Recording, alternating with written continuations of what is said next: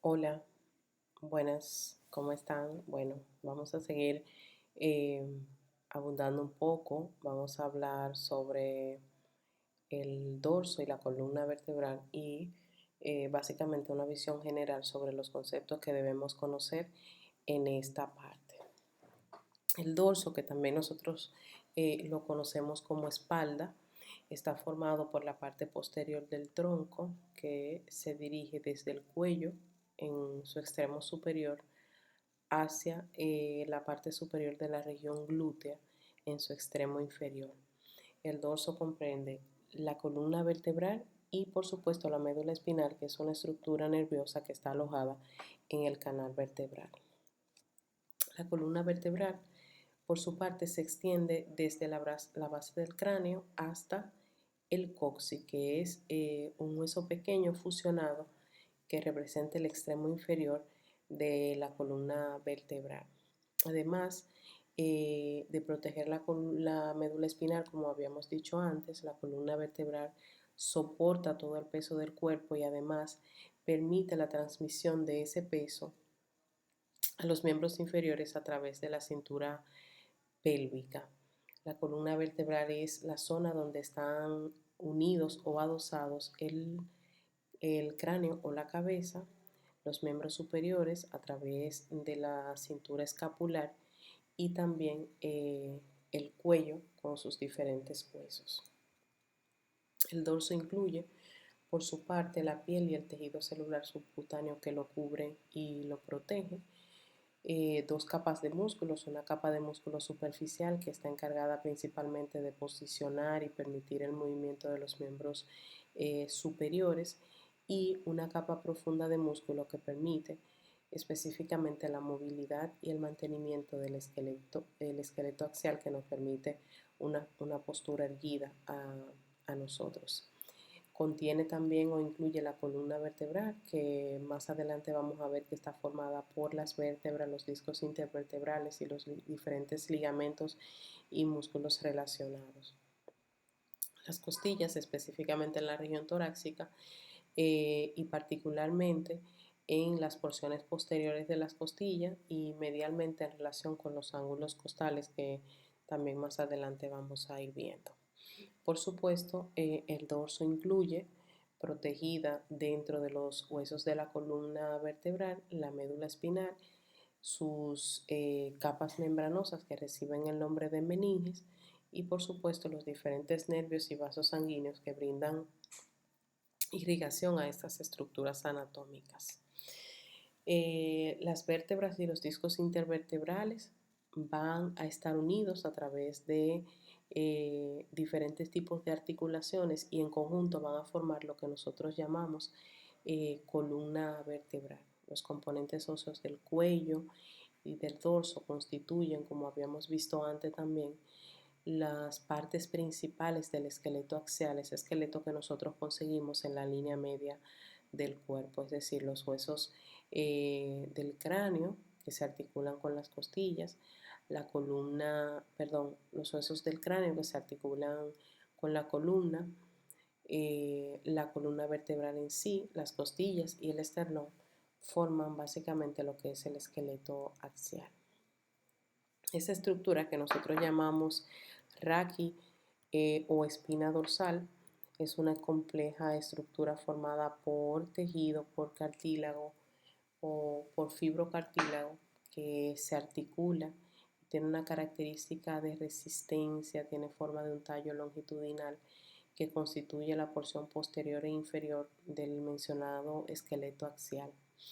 Esta estructura espinosa o raquis se encuentra situada en su mayor proporción en la parte media y posterior del tronco y va desde la cabeza hasta la espalda y se dirige incluso hasta la pelvis, a la cual le brinda un soporte estructural, un soporte anatómico. Las funciones de la columna dorsal la vamos a ir enumerando. Una de sus principales funciones es servir como un elemento de sostén tanto estático como dinámico, es decir, nos permite mantenernos erguidos, tener esa posición de pie, pero además nos permite realizar muchísimos movimientos importantísimos.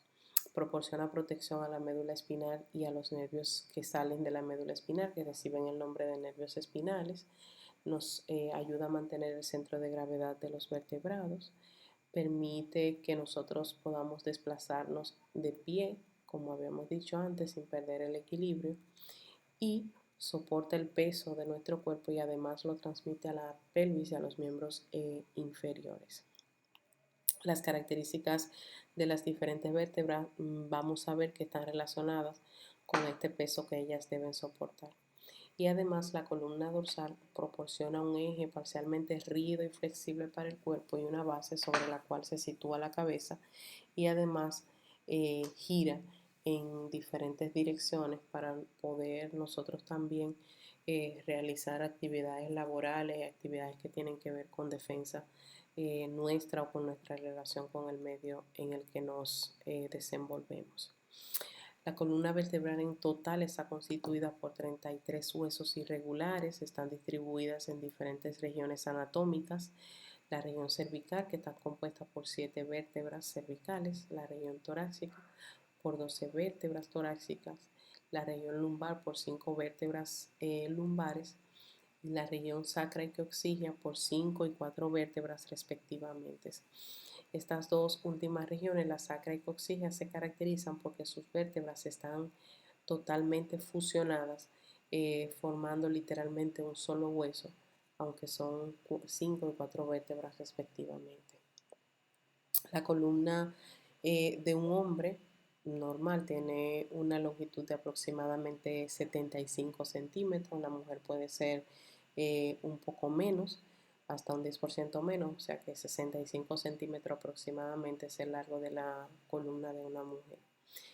De esto, nuestra talla total representa en función de la columna un 40%. En el caso de que los pacientes sean recién nacidos, pues la columna va a representar el 50% de su talla, y el 25% de la altura total de la columna vertebral está dada por la aglomeración de los discos intervertebrales, que son las estructuras anatómicas que unen una vértebra con otra. En esta imagen están representadas las distintas regiones de la columna. La región cervical con 7 vértebras que se nombran de C1 a C7, la región torácica con las vértebras torácicas, que son en total 12 y se nombran de T1 a T12, las vértebras lumbares, que son 5 y se nombran de L1 a L5, y la región sacra y coxígea, que como habíamos dicho antes son formadas por 5 y 4 vértebras respectivamente, pero están totalmente fusionadas o fundidas. La columna vertebral es flexible, básicamente porque está formada por muchos huesos pequeños que se articulan y presentan un tipo de articulaciones que, aunque sus movimientos por separado son pequeños, pero una vez que ellas se unen o que se suman todos los movimientos que todas las pequeñas articulaciones pueden hacer, pues entonces se constituye ella en una estructura flexible. Las uniones entre una vértebra y otra se da básicamente a través de los discos intervertebrales, que son discos cartilaginosos y resistentes.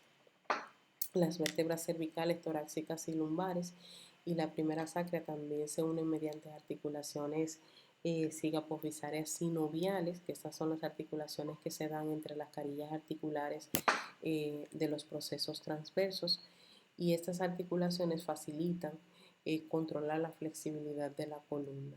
Como ya les dije antes, aunque la movilidad entre dos vértebras es escasa, pero cuando se suman todos esos pequeños escasos movimientos que se producen en la columna completa, pues entonces la columna se define como una estructura flexible, aunque tiene cierto grado de rigidez, pero esta rigidez es buena porque protege la médula espinal que ella normalmente está cubriendo. Nuestra columna presenta curvaturas fisiológicas, hay curvaturas laterales que son muy poco evidentes, y hay curvaturas también fisiológicas anteroposteriores. Estas curvaturas fisiológicas o naturales anteroposteriores las vamos a encontrar en la columna cervical, torácica, sacra y lumbar.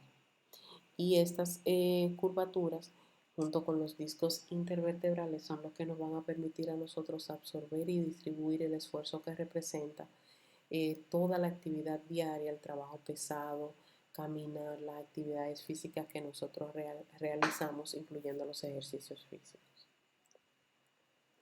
Aquí están las curvaturas normales de la columna vertebral. Vamos a tener curvaturas en la región cervical que se caracterizan por tener una convexidad hacia adelante. De igual forma, en la columna lumbar, estas curvaturas que tienen convexidad hacia adelante reciben el nombre de lordosis. Ya está bien especificado que la encontramos en la región cervical y en la región lumbar. En cambio, las curvaturas en la región torácica y sacra se caracterizan porque tienen concavidad hacia adelante y convexidad hacia atrás. Estas reciben el nombre de cifosis. Por tanto, hay dos lordosis, que son la lordosis cervical y la lordosis lumbar. Recuerden que se caracterizan por tener una convexidad hacia adelante y tiene también dos cifosis, una cifosis dorsal y una cifosis sacra, que estas se caracterizan por poseer entonces una concavidad hacia adelante y una convexidad hacia atrás. Hasta aquí les voy a dejar esta parte correspondiente a las características generales del dorso y la columna.